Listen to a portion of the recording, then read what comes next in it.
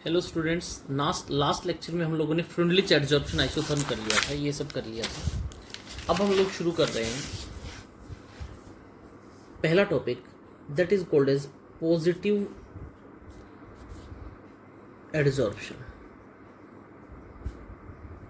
मतलब क्या होता है? अब हम लोगों को ये बात तो पता लग गई कि एडजॉर्प्शन जो था वो सरफेस का फिनोमेना था।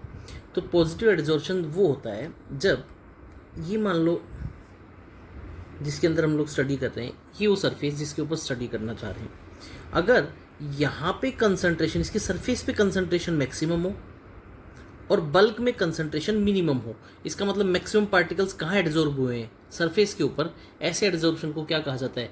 Positive adsorption. तो हम लोग क्या लिखते हैं? When the concentration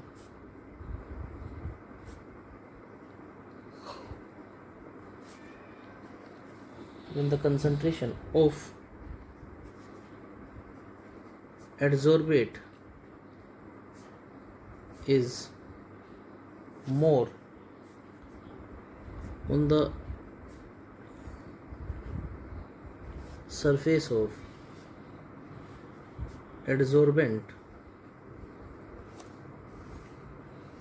than in the bulk is called positive adsorption. Next दूसरा पढ़ेंगे नेगेटिव एडजॉर्प्शन। अब बेटा पॉजिटिव में अगर concentration maximum was on the surface, तो नेगेटिव में कहाँ हो जाएगा? Maximum on the bulk. तो हम लोग क्या लिखते हैं? If concentration of adsorbate is more on the surface,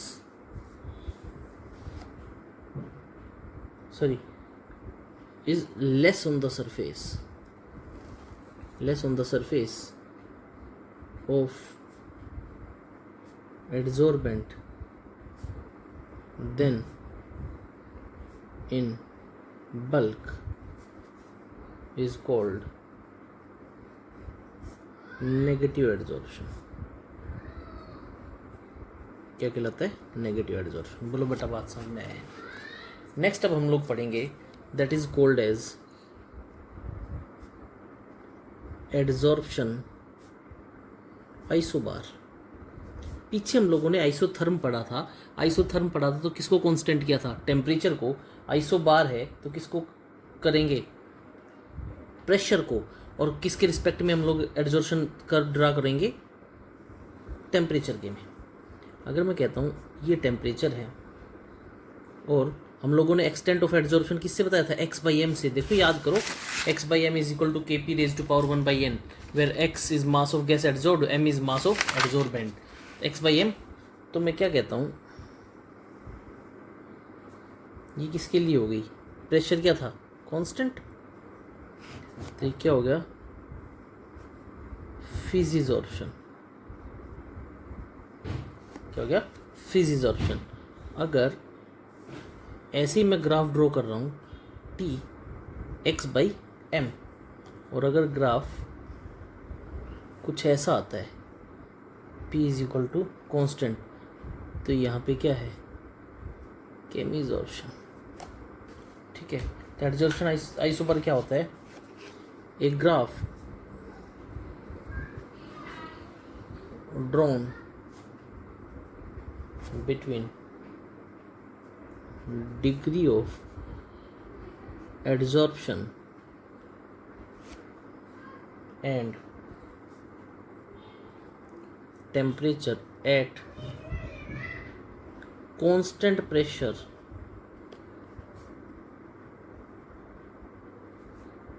of adsorbate gas is called adsorption isobar। क्या कहलाता है? Adsorption isobar. नेक्स्ट देखो भाई, अब बात आती है एड्जॉर्प्शन की ज़रूरत कहाँ पड़ी। Next is application of adsorption.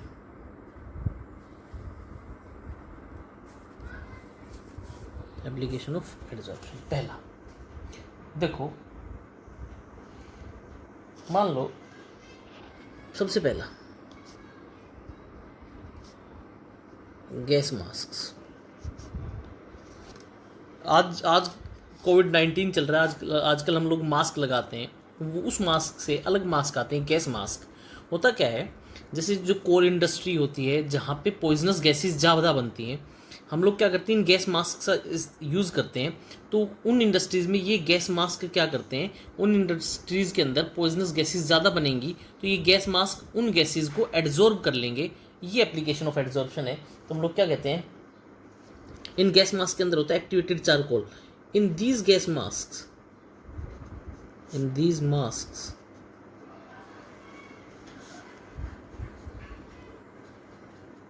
activated charcoal is used, which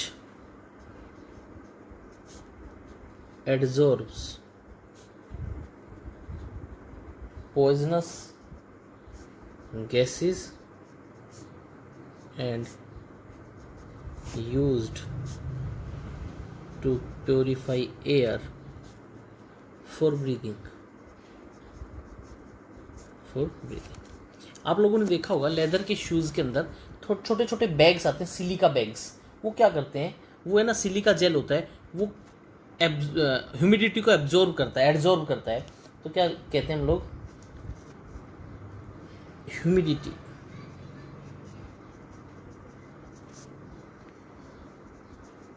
humidity control. Silica and aluminium gel are used as adsorbent for removing moisture,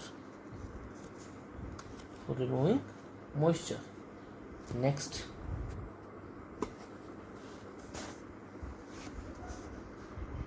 use होता है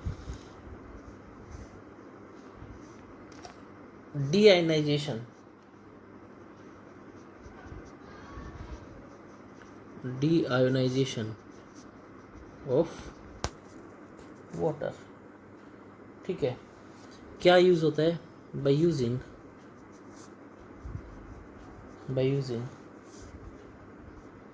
cation exchanger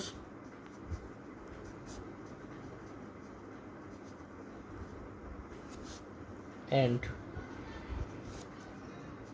एनायन एक्सचेंजर।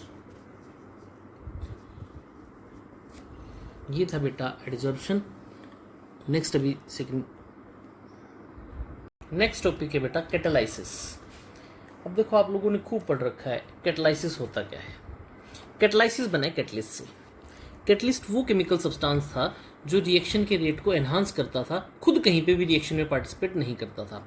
अब उस प्रोसेस को, जिस प्रोसेस के अंदर कैटलिस्ट का use हो और जिस रिएक्शन की रेट ऑफ रिएक्शन बढ़ जाए, दैट पर्टिकुलर रिएक्शन या particular phenomena is called as catalysis. अगर मैं कहता हूँ, अब कैटालाइसिस के दो पार्ट पढ़ेंगे, एक होमोजीनस एक हेट्रोजीनस। होमोजीनस में ये पढ़ेंगे कि जिस फेज का कैटलिस्ट ले रखा है और रिएक्टेंट और प्रोडक्ट भी उसी फेज के हों तो होमोजीनस कैटालाइसिस था।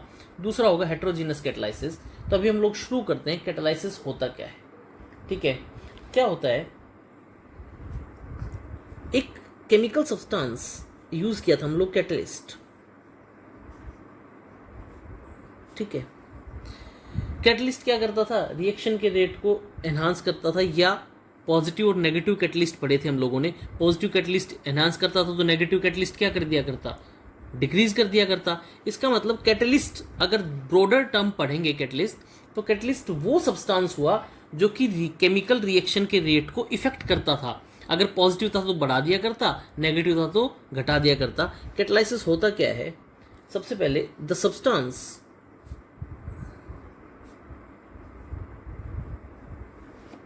which affects the rate of a chemical reaction without itself being used in reaction, and the phenomena which occurs is called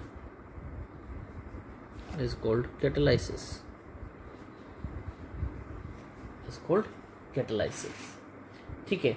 अब जैसे अलग अलग रिएक्शंस में अलग अलग कैटलिस्ट यूज होते हैं। अब मैं कहता हूँ फॉर एग्जांपल, जैसे मोलिब्डेनम एक कैटलिस्ट हुआ कि उसकी बजाय कुछ और ले लेते हैं। जैसे मान लो मैं कहता हूँ हैबर्स प्रोसेस थी, N2+3H2 gives 2NH3।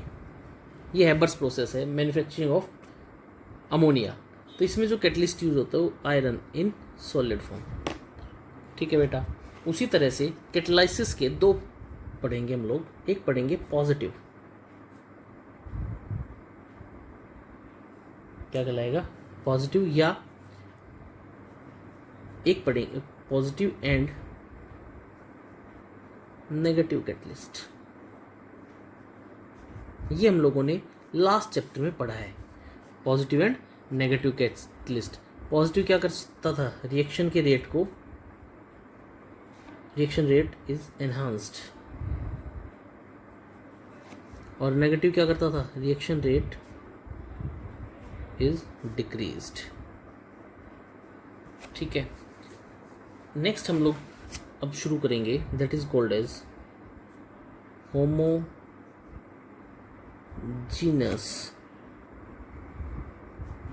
Catalysis. Homogeneous catalysis क्या लिखते हैं हम लोग, होमो का मतलब सेम, यानी कि वो कैटालाइसिस प्रोसेस जिसमें रिएक्टेंट और प्रोडक्ट का फेज और जो कैटलिस्ट यूज कर रहे हैं उनका फेज क्या हो, same. Homogeneous catalyst when the reactant and the catalyst are in same phase,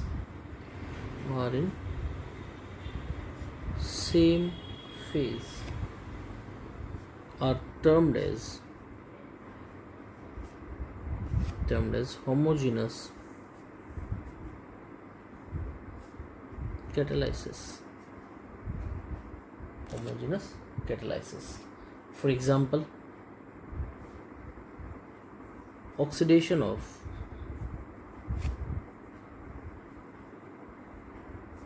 sulfur dioxide into sulfur trioxide in presence of oxide of nitrogen. देखो कैसे, 2SO2 gas plus O2 gas gives NO gas और 2SO3 gas. तो देखो reactant product का phase वही। यहाँ पे देखो व्हेन द रिएक्टेंट हम लोग आल्टर करके लिख भी सकते हैं प्रोडक्ट्स, लेकिन कई ऐसी जनरलाइज्ड रिएक्शंस होंगी जिनमें प्रोडक्ट कई बार अलग शो कर देता है। तुम्हारे सिलेबस में नहीं है ऐसी कोई रिएक्शन, लेकिन जनरल कंडीशंस में हम लोग ऐसा नहीं बोल सकते। तो ये हो गया होमोजेनस कैटालाइसिस। दूसरा हेटेरोजीनस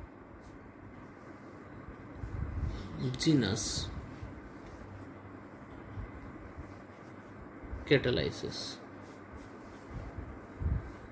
देखो हेटेरोजीनस में क्या होगा, the catalytic process in which the catalytic process in which reactant and catalyst are in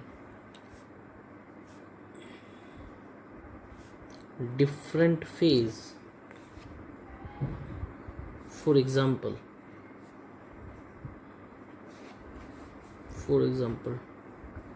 2SO2 gas plus O2 gas, platinum solid 2SO3।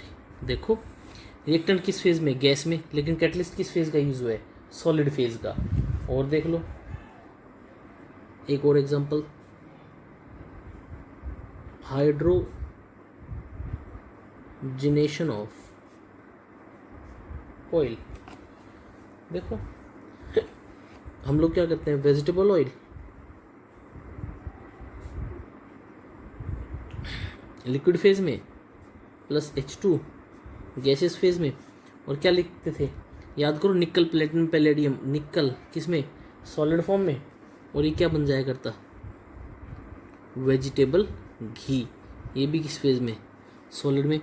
अब देखो हम लोगों ने इसलिए यहाँ पे रिएक्टेंट लिखा है, प्रोडक्ट नहीं लिखा है, क्योंकि रिएक्टेंट देखो लिक्विड, कैटलिस्ट कैसा, सॉलिड, लेकिन फिर प्रोडक्ट कैसा बन गया, सॉलिड, इसलिए हम लोग रिएक्टेंट्स लिखते हैं। कई जनरल रिएक्शंस ऐसी होती है। नेक्स्ट अब जो हम लोग करेंगे that is type of catalysis. Type of catalysis, अब देखो पॉजिटिव और नेगेटिव कैटलिस्ट पढ़े थे।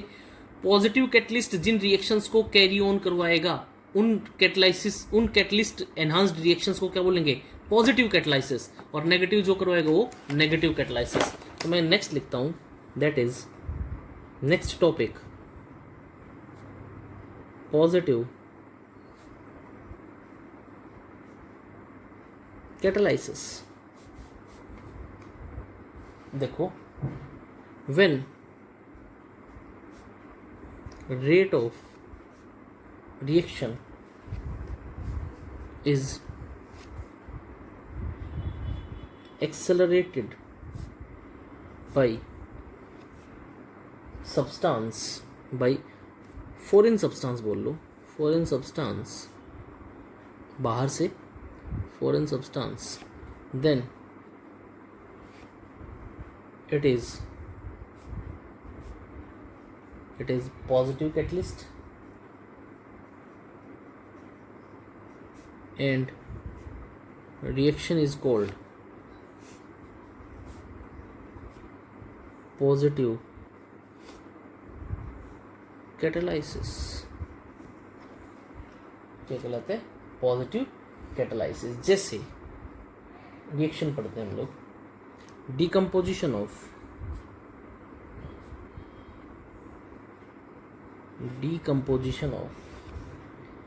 H2O2 in presence of colloidal platinum। देखो मैं कहता हूँ 2H2O2 in presence of platinum, तो liquid 2H2O liquid plus O2 gas. तो यहाँ पे प्लेटिनम कैसा कैटलिस्ट होगा, पॉजिटिव कैटलिस्ट, और रिएक्शन जो फॉरवर्ड हो रही है that is called as positive catalysis. बोलो बेटा बात समझ में आई या नहीं आई। अब देखो आप लोगों ने याद करो, हम लोगों ने ये पढ़ा था, देखो effect of catalyst, positive catalyst, negative catalyst, ये यूं का यूं है। ये पूरे का पूरा टॉपिक आपको दोबारा से समझना है केवल। देखो क्या होता था, किसी भी रिएक्शन को फॉरवर्ड कैरी होने के लिए ये एक एक्टिवेशन एनर्जी बैरियर होता था जिससे ओवरकम होना पड़ता था। पॉजिटिव कैटलिस्ट क्या किया करता, इस एक्टिवेशन एनर्जी बैरियर को क्या कर दिया करता, लोअर डाउन। और हम लोग क्या पढ़ते थे, लोअर डाउन होते ही रिएक्शन क्या हो जाती थी, फास्ट होते ही रिएक्शन का रेट बढ़ गया, that is called as positive catalysis. और अगर नेगेटिव कैटलिस्ट लिया करते तो क्या किया करता, ये एक्टिवेशन एनर्जी बैरियर पहले यहाँ था, नेगेटिव की वजह से अब एक्टिवेशन एनर्जी बैरियर और थोड़ा ऊंचा चला गया तो रिएक्शन का रेट क्या हो जाएगा, डिक्रीज हो जाएगा, कि हम लोगों ने पढ़ा था। That was the effect of negative and positive catalysis. Next जो हम लोग पढ़ेंगे that is called as auto catalysis. Auto catalysis, देखो ऑटो का मतलब ऑटोमेटिक, अपने आप से। इन कैटालाइसिस रिएक्शंस में क्या होता है, कई बार कोई भी एक प्रोडक्ट वो खुद से कैटलिस्ट की तरह एक्ट करने लग जाए। जो प्रोडक्ट बना ना वो कैटलिस्ट की तरह एक्ट करने लग गया। अब कैटलिस्ट की तरह एक्ट करने लग गया तो फिर वो क्या करेगा, रिएक्शन के रेट को क्या करेगा, एनहांस करेगा। तो अपने आप से रिएक्शन कैटलिस्ट बिहेवियर शो करेगी और ऐसी रिएक्शंस को क्या बोलेंगे, ऑटो कैटालाइसिस। तो हम लोग क्या कहते हैं, in the reactions one of the products itself act as catalyst and in initial phase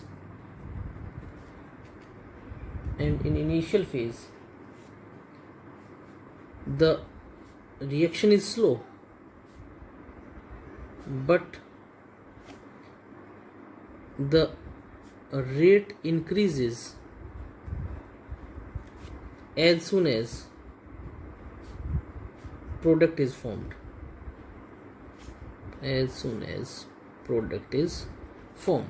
अब देखो मैंने क्या बताया, ऑटो कैटालाइसिस में कौन एक्ट करेगा कैटलिस्ट की तरह, प्रोडक्ट।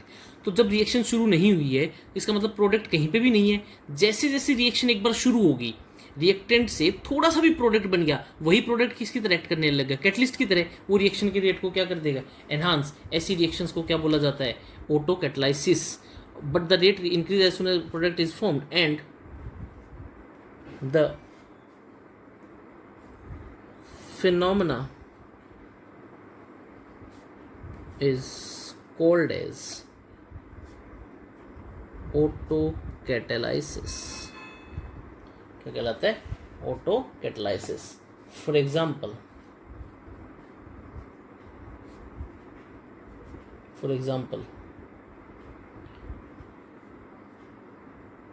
एक क्वेश्चन करवाता हूं मैं,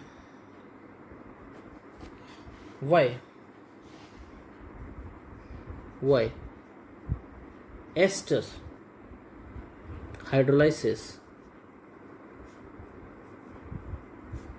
is slow in beginning and becomes fast after some time। लो जी, हो गया, बन गई बात। आपने को ये रिएक्शन ये दे रखा है, ऑटो कैटालाइसिस हम लोगों ने अभी पढ़ा। ऑटो कैटालाइसिस वो जिन रिएक्शंस में प्रोडक्ट कभी कभी किसकी तरह एक्ट करने लग जाए, कैटलिस्ट की तरह, और वो रिएक्शन के रेट को फास्ट कर दे। अब क्वेश्चन देखो, why ester hydrolysis is slow. Auto catalysis में हम लोगों ने क्या पढ़ा, शुरुआत में रिएक्शन क्या होती है, स्लो, क्योंकि जब तक रिएक्शन शुरू हुई है प्रोडक्ट बना नहीं है। जैसे ही थोड़ा सा भी प्रोडक्ट बना रिएक्शन के रेट को फास्ट कर देगा। तो हम लोगों ने क्या कहा, why ester hydrolysis is slow in beginning and become fast after some time. इसका मतलब इस पर्टिकुलर रिएक्शन ने कौन सी प्रोसेस शो की है, ऑटो कैटालाइसिस। तो हम लोग क्या कहते हैं, in case of ester hydrolysis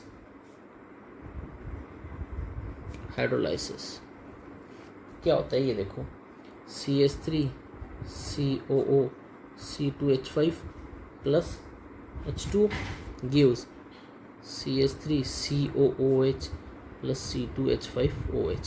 बेटा सीधा सीधा मैं बता रहा हूँ, एस्टर हाइड्रोलाइसिस में ये जो होता है एसिटिक एसिड, ये क्या करता है, यहाँ पे एसिटिक एसिड कैटलिस्ट की तरह एक्ट करना शुरू कर देता है और रिएक्शन कौन सी हो जाती है, ऑटो कैटालाइसिस। तो हम लोग लिखेंगे in the above reaction acetic acid act as auto catalyst autocatalyst and shows autocatalysis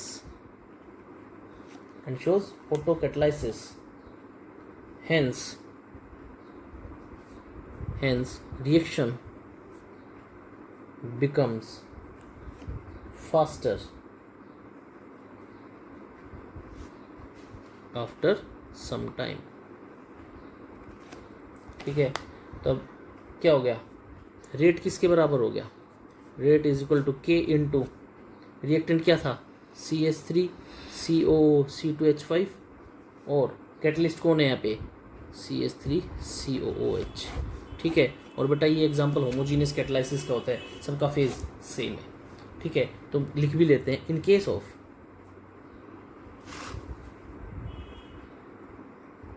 homogeneous autocatalytic reaction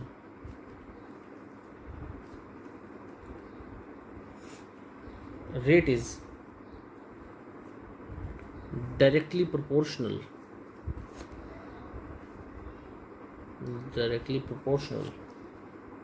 to concentration of catalyst। बोलो बेटा बात समझ में आई या नहीं आई।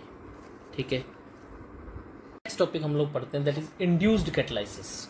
इंड्यूस्ड का मतलब होता है किसी, जैसे ये कोई चीज़ है यहाँ पे और यहाँ पे, मैं इसकी प्रॉपर्टीज इसके अंदर डाल दूँ, that is called as induction. Basically induce का मतलब होता है दूसरे को इफेक्ट करना।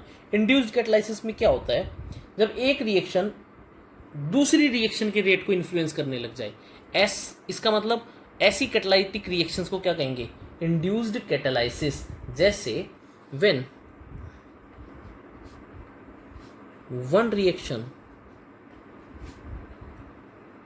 influences the rate of other reaction which do not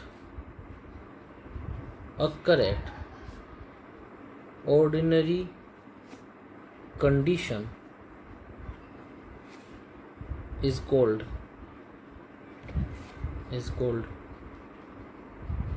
induced catalysis। example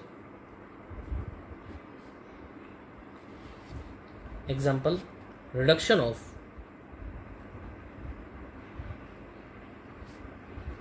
of mercuric chloride with oxalic acid,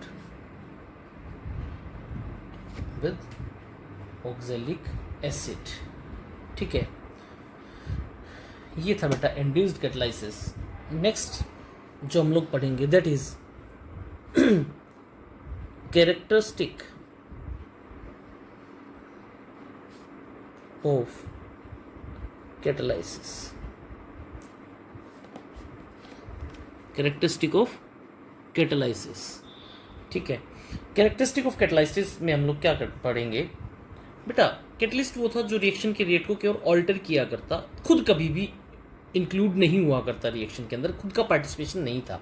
इसका मतलब उसका मास, उसका केमिकल कंपोजिशन रिएक्शन के एंड तक क्या रहना चाहिए, सेम। तो कैरेक्टरिस्टिक ऑफ कैटलाइसिस का पहला पॉइंट यही है, क्या एक catalyst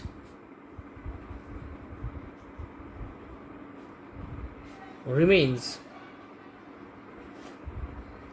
unchanged in mass and chemical composition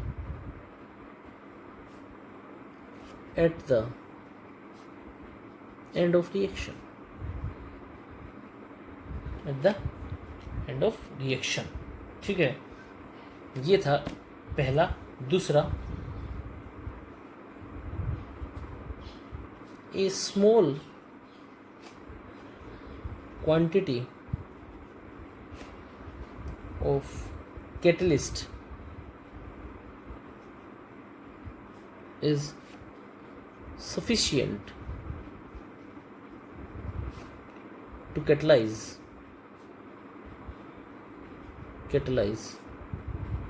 unlimited reaction. ठीक है, ये था बेटा 2 पॉइंट और करेंगे नेक्स्ट। ठीक है।